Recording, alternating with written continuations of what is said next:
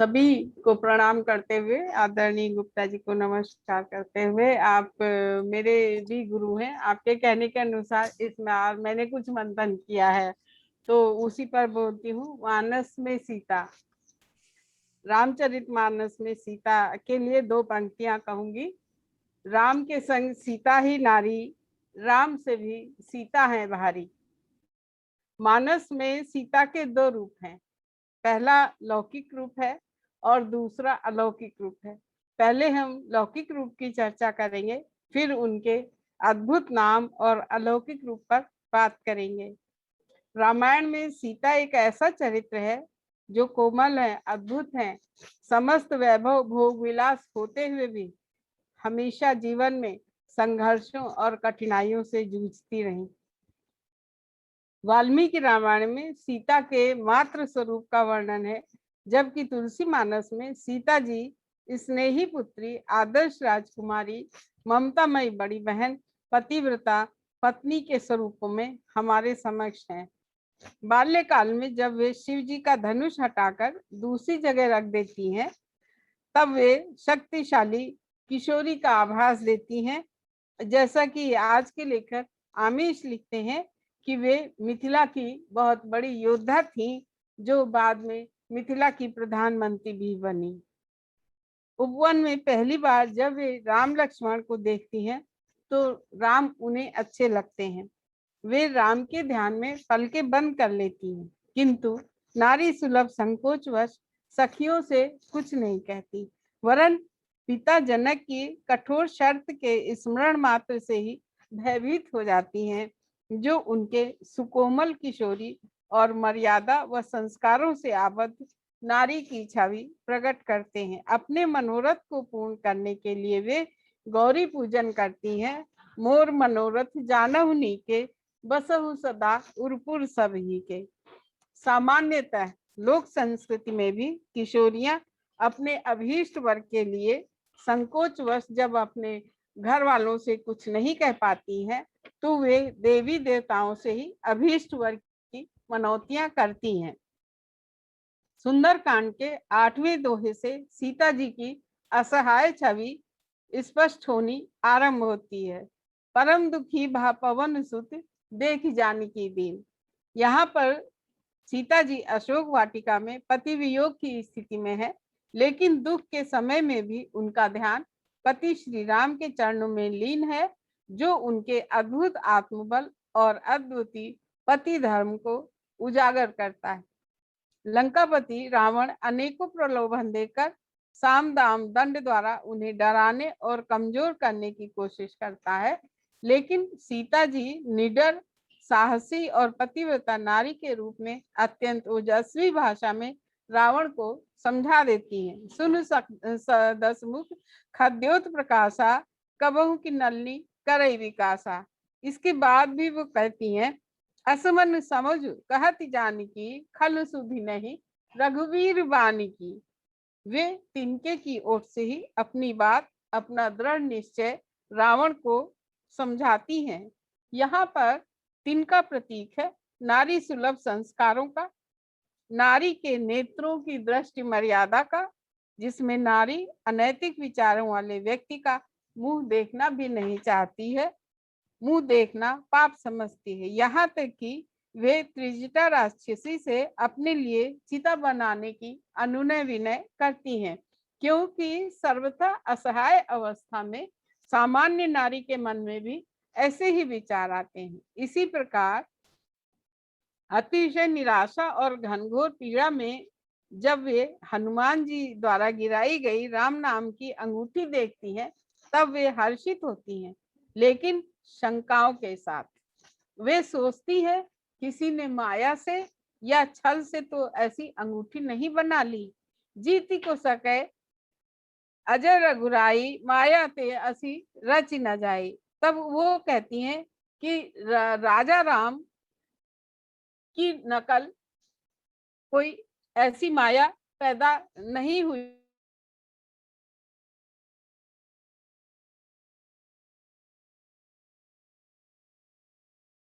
रघुपति की नकल कर सके। यहाँ विवेकी एवं राजघरानों की कुटिल माया से भली भांति परिचित थी।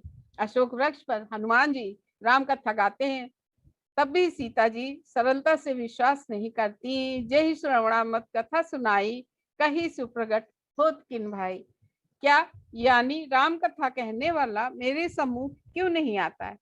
यहाँ वे प्रखर बुद्धिमान तार्किक हैं, भली भांति समझती हैं कि शत्रु के डेरे पर किसी पर भी विश्वास नहीं करना चाहिए। हनुमान जी को अपनी पीड़ा बखानते हुए उन्होंने राम लक्ष्मण का कुशल मंगल इस ढंग से पूछा कि हनुमान जी को कहना पड़ा, तुमसे प्रेम राम कह दूना।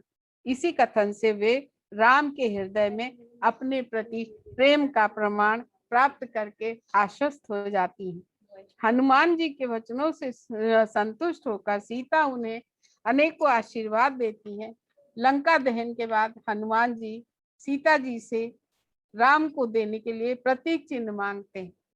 सीता जी उन्हें चूड़ामणि उतार कर दे देती हैं और साथ में संदेशा भी भिजवाती हैं कि यदि 1 माह में प्रभु राम यहाँ नहीं आए तो वे मुझे जीवित नहीं पाएंगे।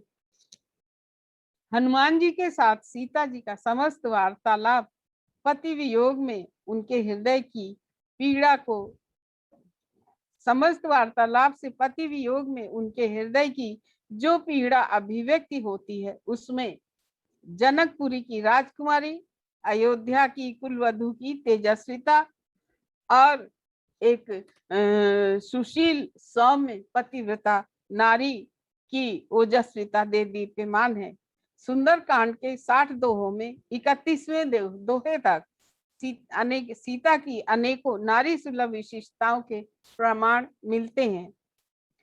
यद्यपि सीता के नायक राम हैं और मानस के नायक भी राम हैं, लेकिन सुंदर कांड में हनुमान जी के शौर्य और सीता की नारी सुलभ विशिष्टताओं का विशद चित्रण है।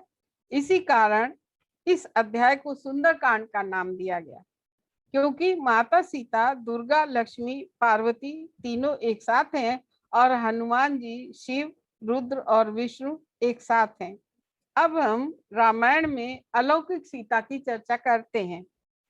वेदों में सीता कृषि की अधिष्ठात्री देवी कही गई हैं। तैत्रीय ब्राह्मण में सीता ही सावित्री हैं। पारशर ग्रह सूत्र में सीता इंद्र की पत्नी कही गई हैं।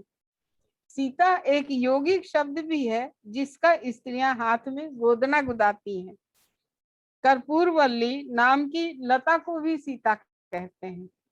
भागवत गीता के 3रे अध्याय में नदी का नाम सीता है।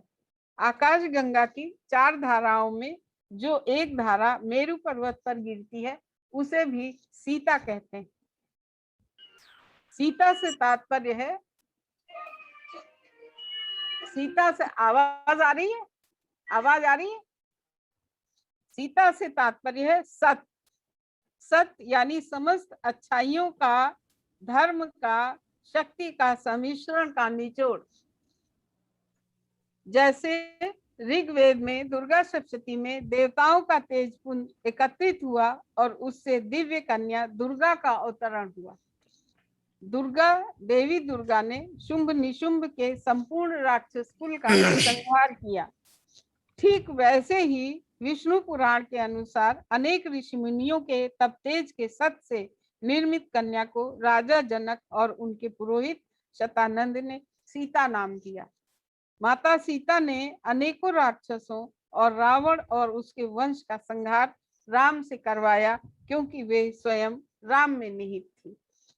यहाँ पर तथ्य यह है कि युग समाज की अनोखी परिस्थितियों के अनुसार ही पराशक्तियां मानव रूप धारण करती हैं। सतयुग में जो राम थे वही द्वापर में कृष्ण हुए।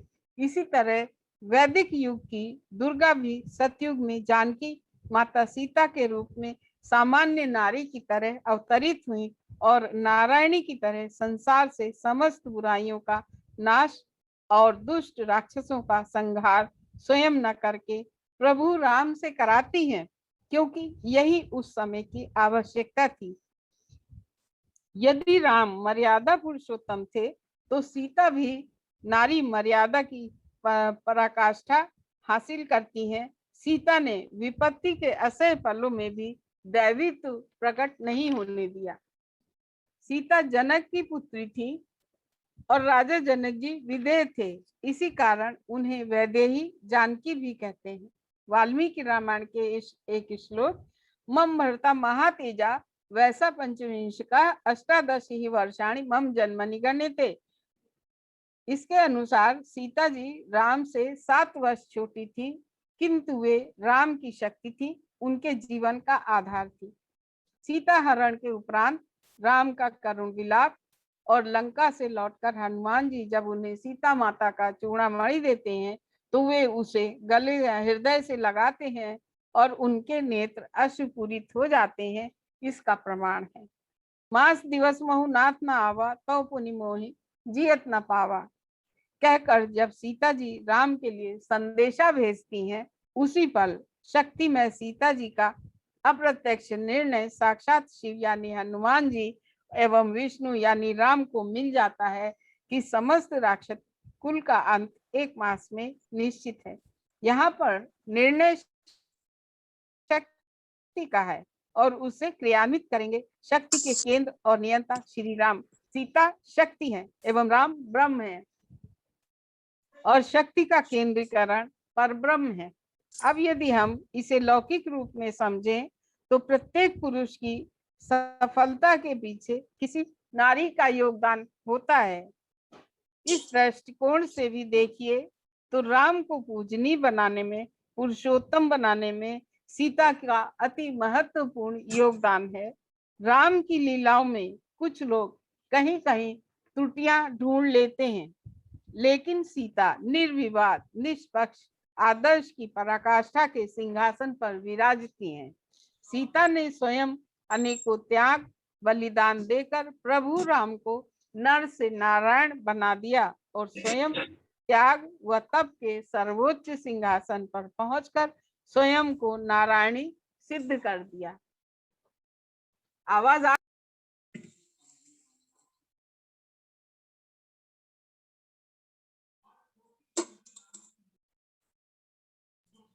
अब आपने म्यूट कर लिया अपने आप को।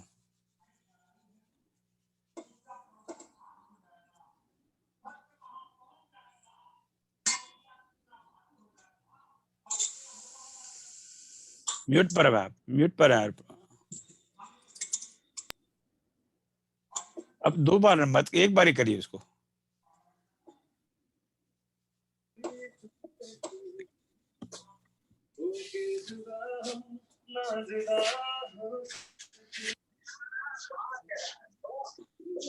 भक्ति, शक्ति, ज्ञान, वैराग्य, धन, लक्ष्मी, साहस, धैर्य, इन सब का एक साथ सम्मिश्रण है सीता।